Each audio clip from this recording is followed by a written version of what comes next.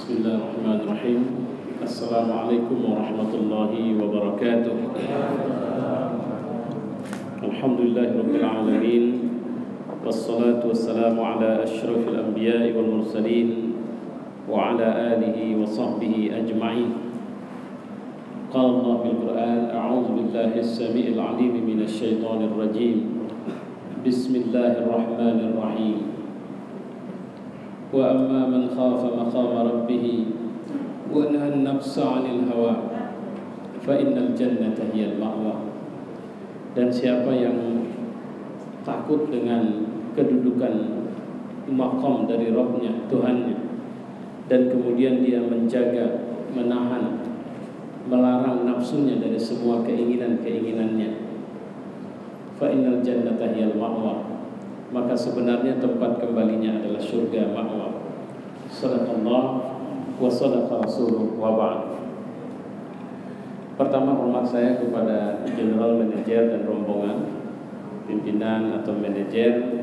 Saya mohon maaf tidak bisa menyebutkan karena masih belum familiar tempat di mana kita diadakan ini. Cuma saya tahu saya PLN begitu. Pak Haji Misno yang memfasilitasi mengundang saya pada acara tausiah buka puasa bersama ini. Dan bapak-bapak, ibu-ibu, saudara-saudara, saya ingin menceritakan sebuah ilustrasi dulu tentang seorang laki-laki pekerja hebat, smart, gigih, tekun, ulet.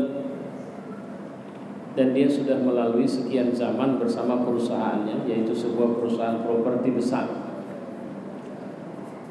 Sampai satu hari dia berpikir, anak dia sudah besar dan sudah menikah, dan secara ekonomi juga sudah mapan. Dia cuma tinggal bersama istrinya. Hanya sesekali anaknya datang menjenguk ke rumah bersama dengan cucu-cucunya. Kehidupannya juga sudah cukup mapan. Umroh, alhamdulillah, setiap tahun bisa berangkat umroh. Haji sudah lebih dari sekali. Simpanan juga sudah cukup, tidak hanya untuk dirinya, tapi untuk siapapun beberapa masa ke depan, karena dia tergolong orang yang sudah cukup kaya. Kenapa? Karena dia berada pada jabatan yang cukup bergengsi, yaitu para kontraktor atau ahli konstruksi bangunan. Dialah pimpinannya di perusahaan konstruksi itu. Akhirnya dia memutuskan untuk mengatakan, apalagi yang ku cari dari hidup. Secara ekonomi aku sudah mapan, aku tinggal butuh ibadah saja. Maka akhirnya dia pun memutuskan untuk berhenti. Surat perhentian atau surat berhenti dia tulis. Dia bawa menjumpai direksi, dan begitu direksi membaca suratnya, dia terdiam dan menatap bapak ini dengan lama dan bertanya, apa ada masalah, Pak? Tidak. Apakah sebenarnya ada keinginan untuk menambah atau mendapatkan tambahan fasilitas tapi tidak tersebutkan, sehingga menjadi kelalaian kami terhadap Bapak? Enggak. Jadi apa alasan Bapak tiba-tiba tidak ada angin, tidak ada hujan? Karena selama ini dia bekerja, saya sudah bilang tadi, pekerja tekun, ulet, profesional, dan bahkan menjadi ikon atau brandnya perusahaan. Kalau properti atau perusahaan melakukan pengembangan ke satu daerah dan diketahui bahwa dia yang langsung turun serta untuk membangun itu, maka selalu berhasil dengan baik. Dia bilang tidak ada. Semua alasan sudah saya taruh di atas lembar permohonan berhenti saya. Kami tidak menemukan alasan berarti di sini. Oh, itu sangat berarti bagi saya. Saya sudah tidak lagi butuh mencari dunia.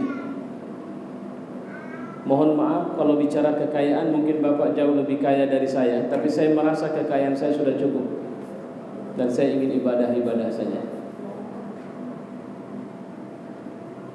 Direksi diam lagi dan mengatakan, begini Pak, kalau begitu kami harus membawa ini ke rapat direksi, karena ini bukan pegawai biasa yang mau berhenti.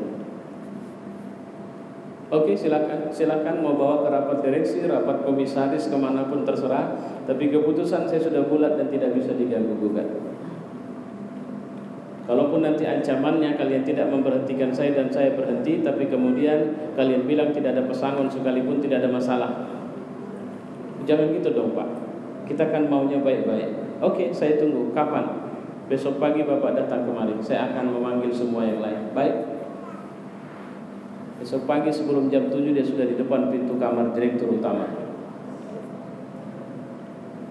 Lantas kemudian begitu Pak direktur masuk, dia pun mengatakan, bagaimana? Ayo ke dalam kita Pak. Saya tidak tertarik untuk mendengarkan keputusan para direksi. Saya hari ini hanya akan mengatakan selamat tinggal.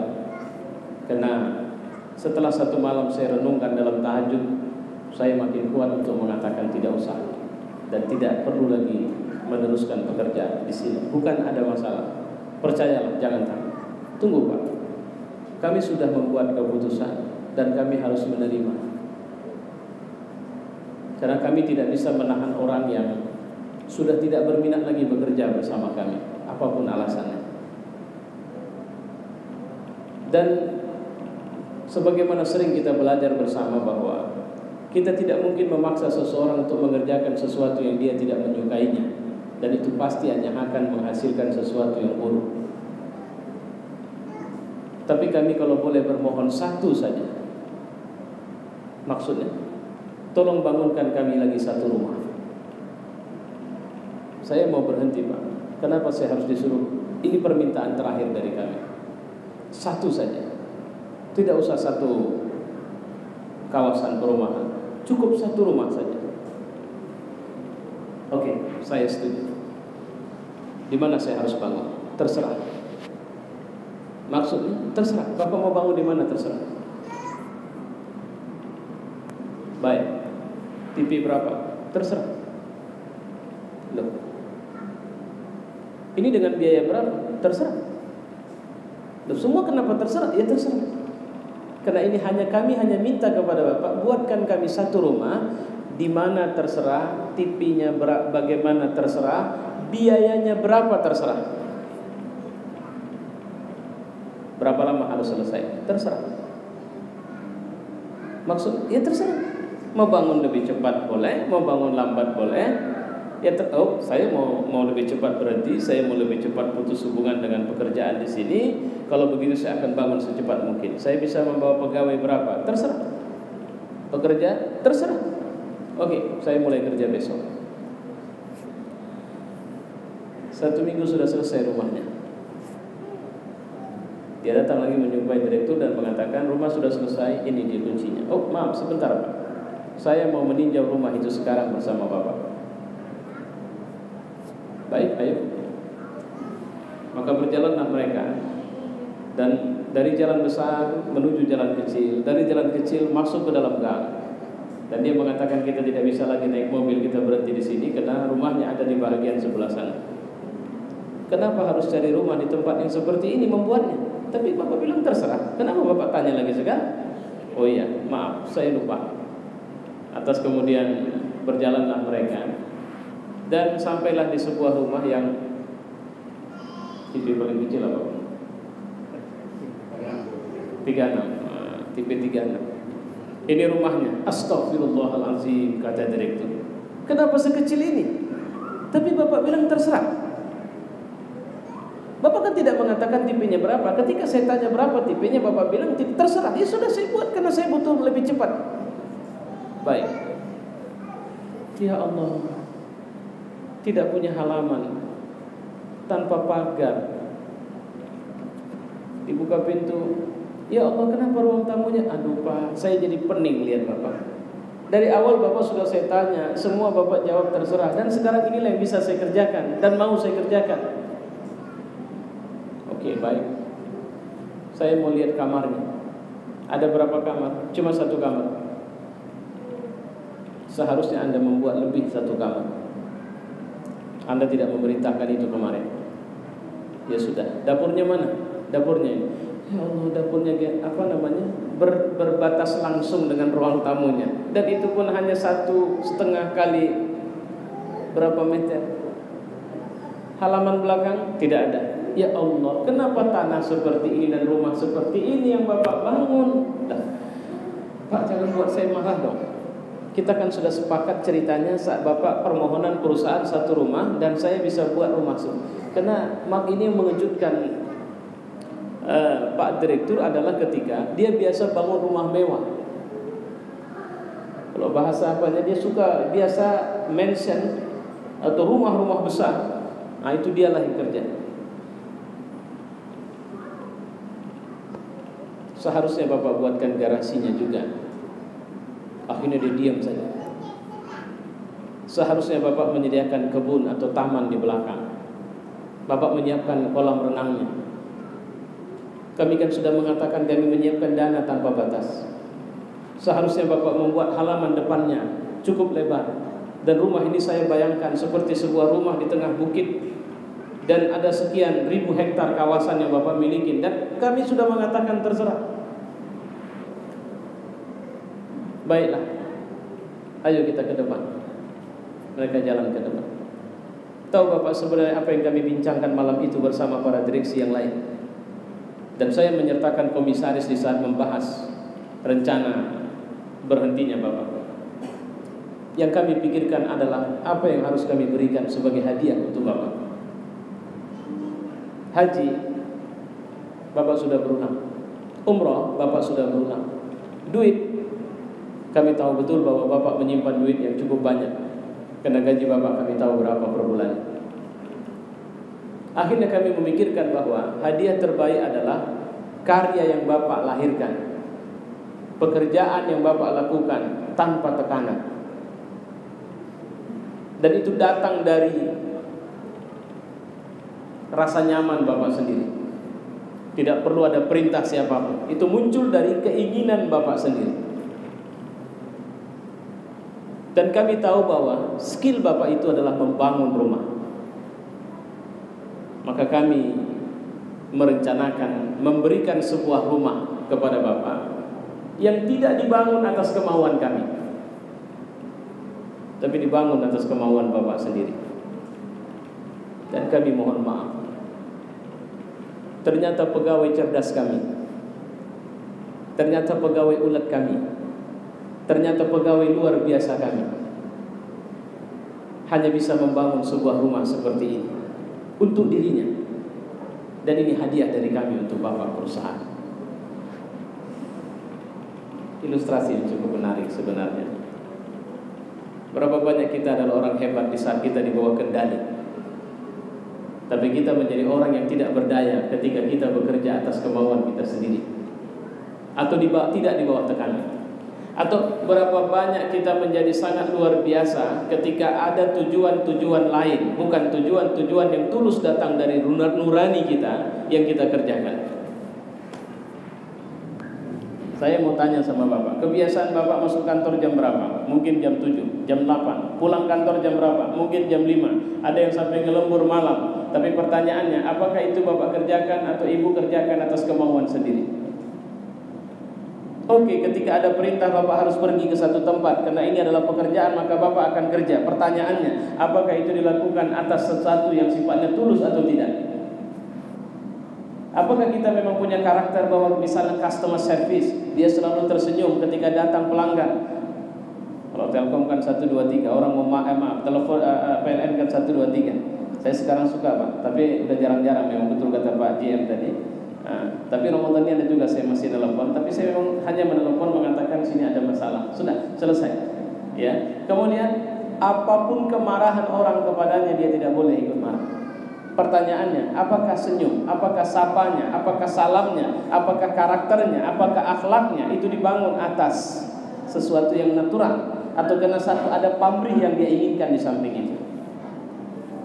Cobalah betapa kecewanya Bapak tadi. Sebenarnya dia adalah manusia yang hebat dalam perjalanan pekerjaannya, tapi ternyata begitu dia harus mengerjakan di bawah kemauannya sendiri, maka ternyata dia tidak punya modal ketulusan yang cukup. Dia tidak punya modal kesabaran yang cukup. Jadi kesabaran yang selama ini ada sama dia adalah kesabaran yang sifatnya kamuflase, karena sebab dia dituntut oleh pekerjaan.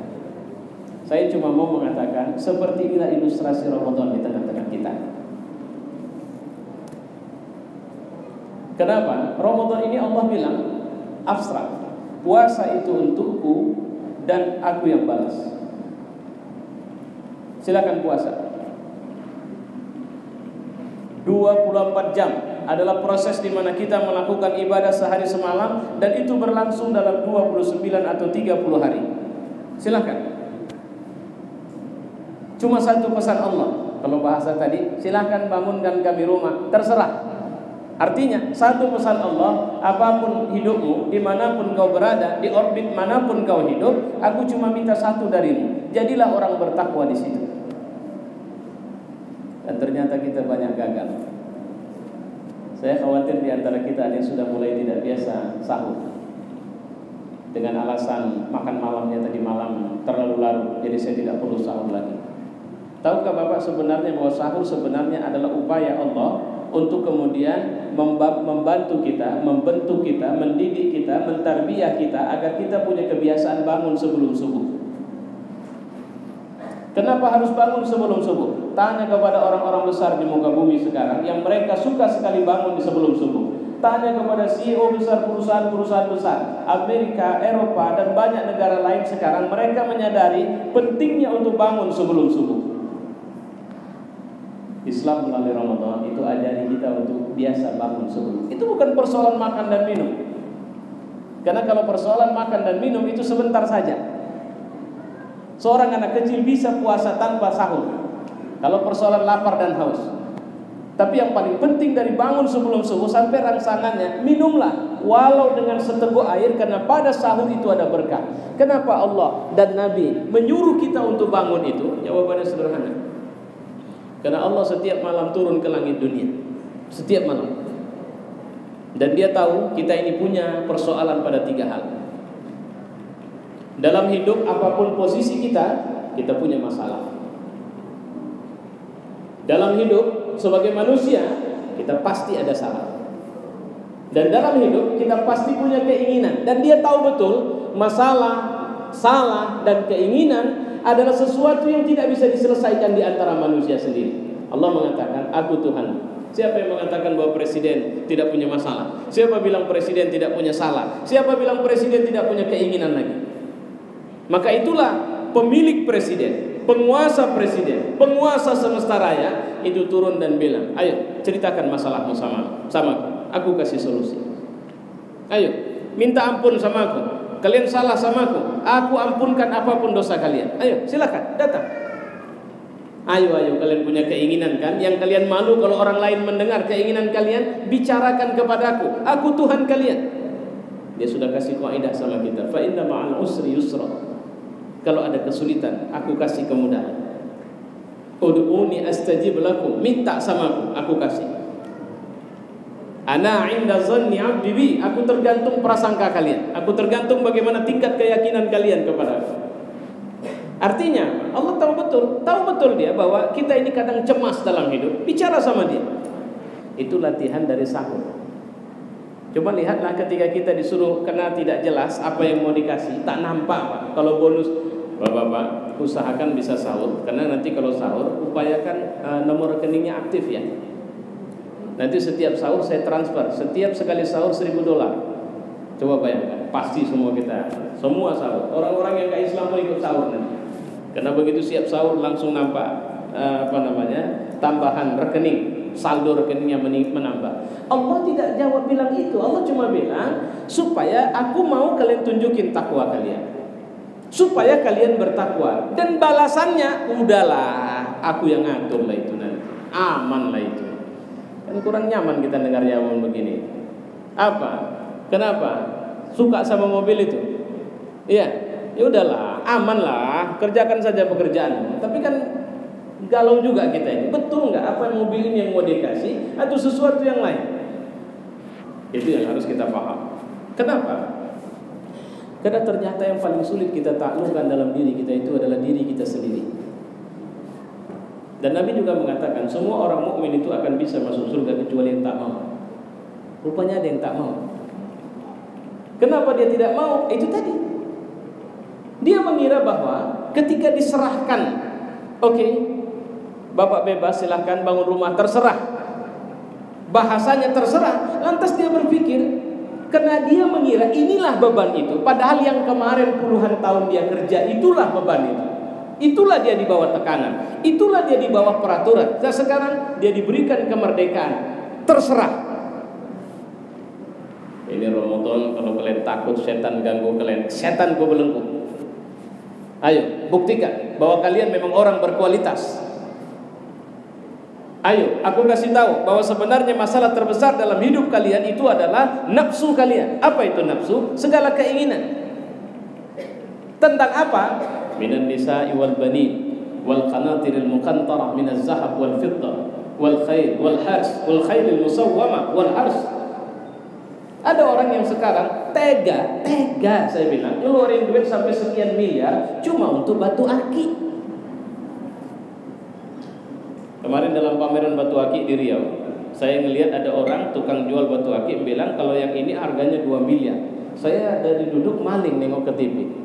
Ini 2 miliar, apa hebatnya ini batu? Rupanya di batu yang 2 miliar itu, Bu, ada sepatu. Jadi semakin disepuh, semakin nampak gambar sepatu. Saya langsung gini, ya Allah, mesti gambar sepatu saja udah 2 miliar. Coba kalau rak sepatunya ada di situ. Ini coba bayangkan. Oke lah, ibu punya ada artis yang pamer tas harga 800 juta, 900 juta, 1 miliar. Apa hebatnya? Terus kalau udah 800 juta, kalau dibuka lantas keluar AC pendingin, atau di dalam ada kulkas, ada tempat tidur dan sebagainya. Terus itu yang dibilang innamal hayatud dunya la'ibun wa lahwun. Sebenarnya kehidupan dunia ini adalah permainan. Dia merupakan senda gurau. La'ibun wa lahwun wa tafakhur wa takasur. Dia adalah bangga-banggaan, takasur, bangga-banggaan fil amwali wal aulad.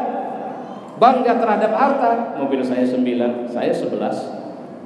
Tanah saya 2000 hektar, saya 5000. Oh, dia udah sukses, dia sudah punya duit sekian banyak. Oh, saya sudah sekian. Takasur, lomba-lombaan.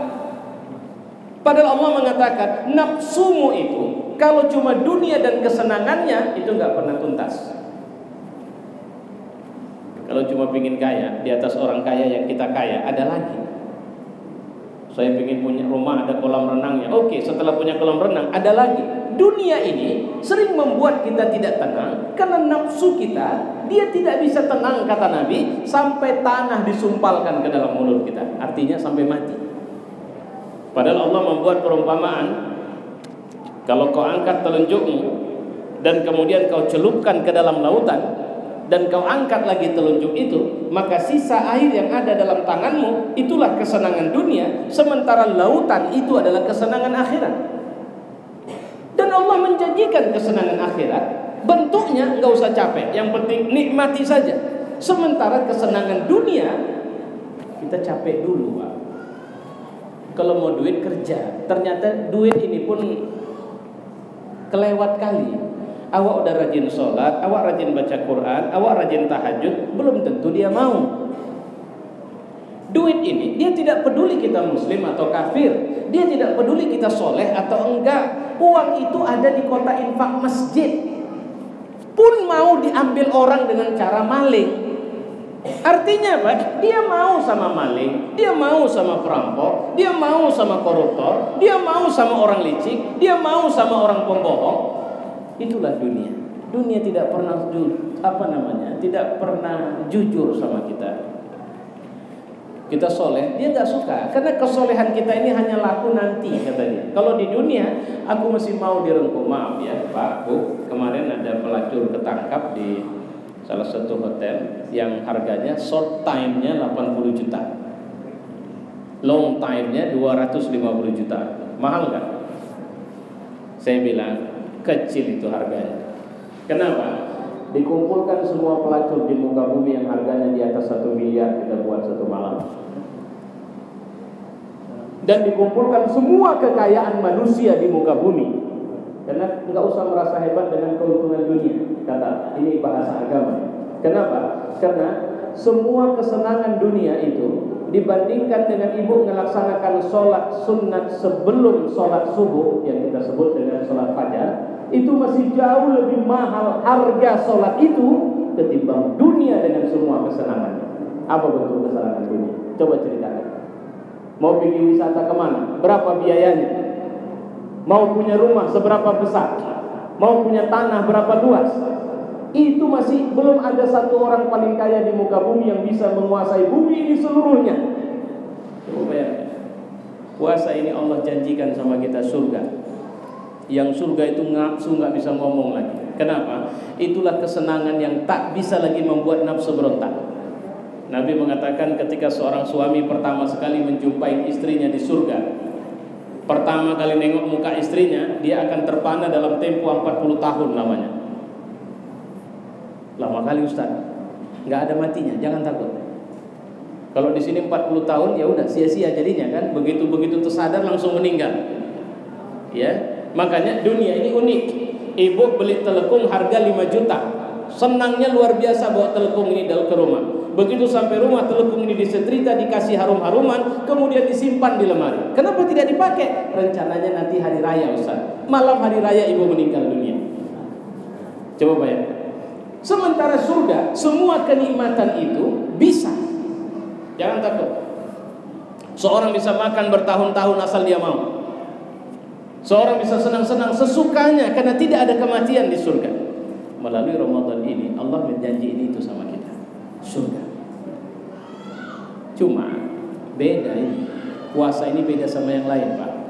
Kalau sholat, Pak manajer, Pak GM, saya, siapapun kita di sini bisa pakai baju yang masing-masing. Tapi begitu Allahu Akbar, kita tak boleh berperan dengan peran kemanusiaan kita. Kedudukan manusia keluar.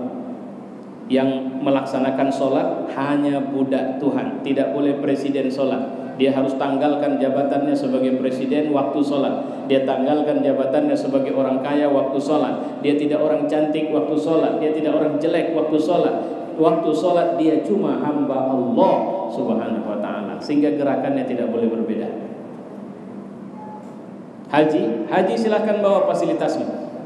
Duitmu bawa. Kalau memang seorang pejabat, oke, pembantu-pembantu, ajudan-ajudanmu bawa ke sana. Tapi begitu prosesi wukuf dilakukan, kau tanggalkan bajumu. Kau lakukan prosesi yang Allah mau. Itu aja. Beda sama puasa. Kalau puasa ini unik. Allah tidak suka ada orang puasa yang kerjanya di masjid saja dari pagi sampai berbuka. Kecuali nanti di Ashrul Awakhir. Allah mau direktur, general manager, ustadz, polisi, jaksa, presiden, menteri, gubernur, wali kota, silakan tetap kerjakan pekerjaanmu. Karena takwa itu bukan harus dilihat di masjid. Kalau masjid orang salah juga bisa soleh. Tapi kalau di luar masjid orang soleh bisa salah. Saya punya teman solehnya, cukup soleh. Kemarin dia telepon saya dengan terseduh-seduh. Semoga Allah mudahkan urusannya. Kenapa? Dia bilang, aku tidak pernah buat salah Ustaz. Aku tidak pernah mengambil yang bukan hakku.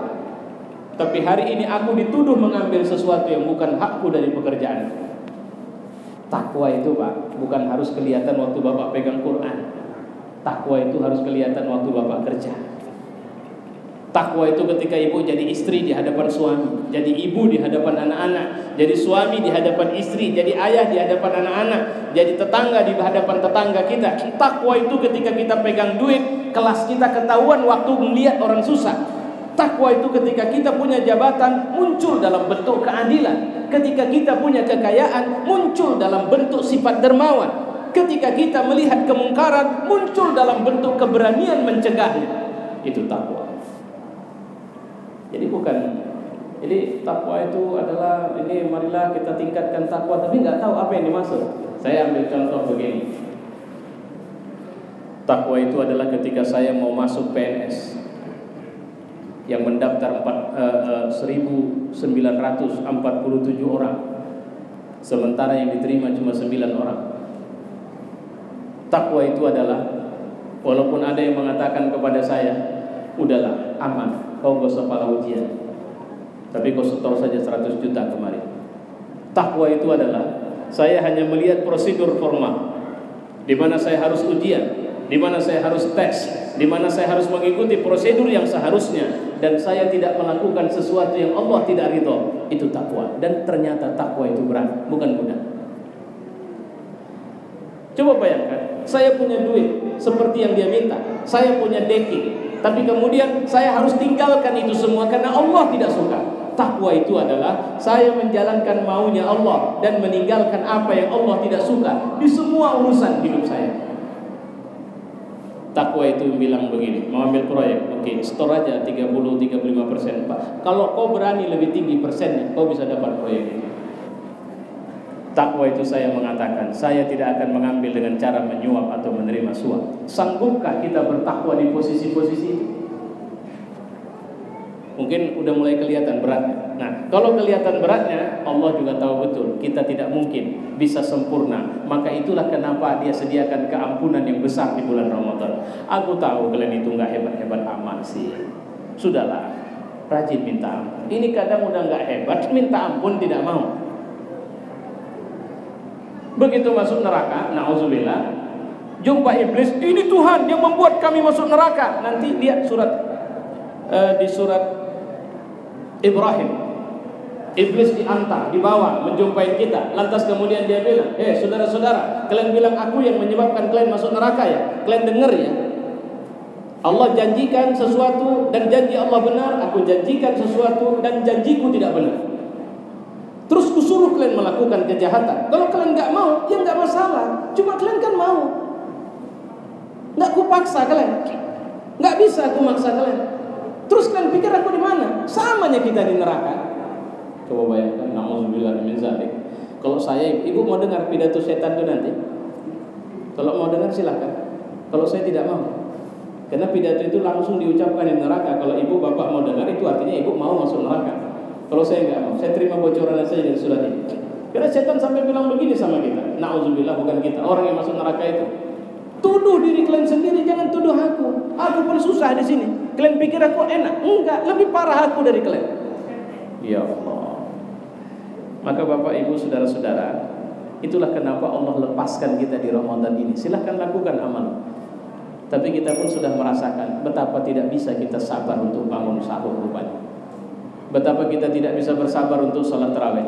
Malah sekarang sudah mulai ada temuan baru sholat tarawih. Temuan baru itu 23 rakaat tuntas dalam 7 menit. Nah, ini formula baru yang datang dari Blitar. Nah, ini dahsyat.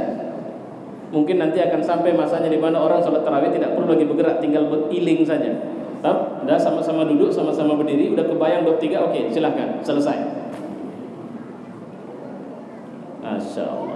Bapak-bapak, ibu-ibu, saudara-saudara, saya pikir ini yang menjadi catatan bagi saya untuk kita semua. Walaupun saya kira masih ada sekitar 11 menit menuju berbuka puasa, tapi insya Allah mungkin dari apa yang saya sampaikan, saya hanya merumuskan satu hal, bahwa ilustrasi di depan tadi adalah orang yang ulet, tekun, gigih, profesional, tapi ternyata itu semua dilakukan karena ada tuntutan-tuntutan dunia yang dia ingin ambil dari situ. Apa itu? Makan, keluarga, sebagainya. Ketika dia merasa anaknya sudah besar, beban hidupnya sudah tidak ada lagi, maka dia merasa, ngapain lagi? Bagusnya aku ibadah saja.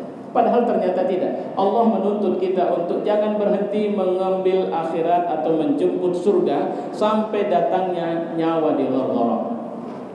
Artinya, peran kita sebagai manusia yang tunduk kepada Allah itu harus terus secara maksimal. Maka sebenarnya kalau di perusahaan ini kita ada pensiunnya, sebagai hamba Allah tidak ada pensiunnya.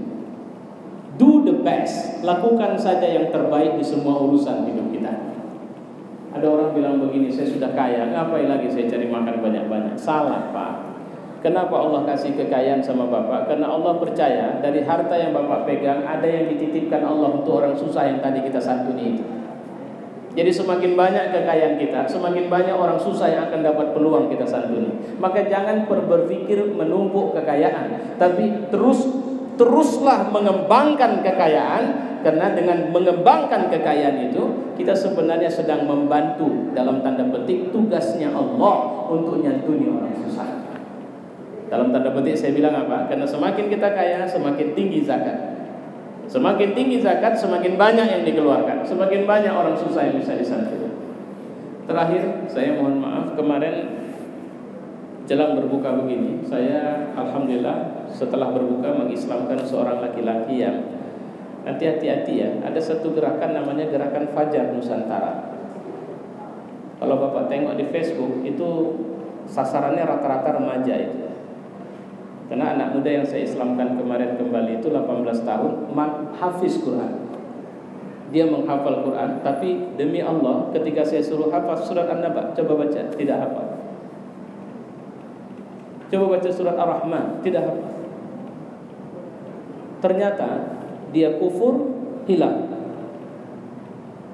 Terakhir saya bilang, bacalah surat Al-Kafirun, baru dia bisa baca. Waktu dia bisa baca surat Al-Kafirun, dalam hati saya yakin ini orang kalau gitu masih berpeluang bisa di Islam. Dia sedang dalam pelarian. Nama gerakan dia Gerakan Fajar Nusantara. Itu pertama sih sosial Pak, bantu pelayanan kesehatan, terus bagi-bagi sembako. Saya lihat foto-fotonya di Facebook itu sudah ada cabang Palangkaraya, cabang Manado, cabang Surakarta, cabang Jakarta. Ternyata bahkan dia sampai ke Malaysia. Di Malaysia itu dikejar-kejar pemerintah Malaysia. Dan dia ini dari Malaysia larinya ke Indonesia. 15 menit diskusi dengan beliau, alhamdulillah beliau menyatakan siap menjadi muslim kembali dan bersyahadat pada salat maghrib kemarin malam. Nah, saya cuma mengingatkan kepada kita semua, hati-hati nanti Pak ya kalau dengar yang begitu. Karena kamuflasenya begini Pak, ini pertama kegiatan sosial, udah kemana-mana ada kegiatan sosial, ada event, kita nanti pelayanan sosial ke sana, pelayanan kesehatan kemari, terus ada ngajinya. Nah ngajinya ini namanya kajian Millah Ibrahim. Dari situlah pelan-pelan ternyata dibawa ke Kristen kayak si kawan ini.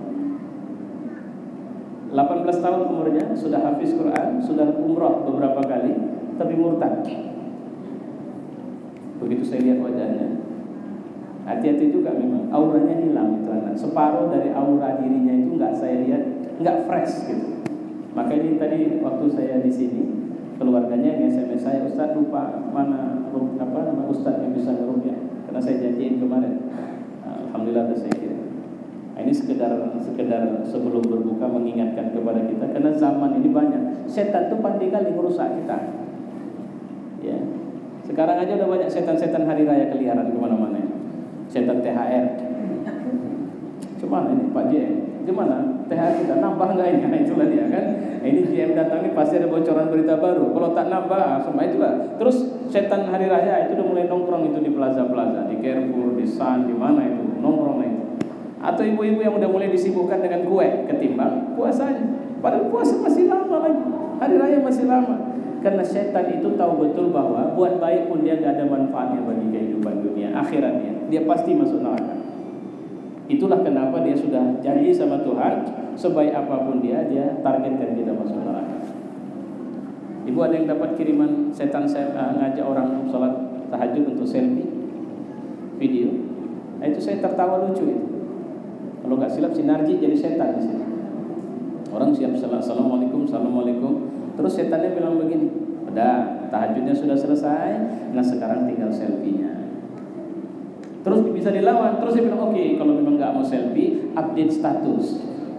Apa pula lagi malam-malam update status yang religius? Misalnya, alhamdulillah baru selesai sholat tahajud, qiyamul lail. Terus pakai hashtag berkah Ramadan. Nah itu penyakit ya. Kadang-kadang setan nyuruh kita update status sedang di Masjid Agung, padahal cuma ngelintas menuju Sun Plaza. Tapi update statusnya sedang di Masjid Agung. Supaya tujuan itu tadi. Alhamdulillah sudah khatam Quran, upload ke YouTube. Alhamdulillah. Nah itu penyakit-penyakit yang setan pandai betul untuk merusak semua ibadah kita. Wallahu a'lam bishawab. Assalamualaikum warahmatullahi wabarakatuh.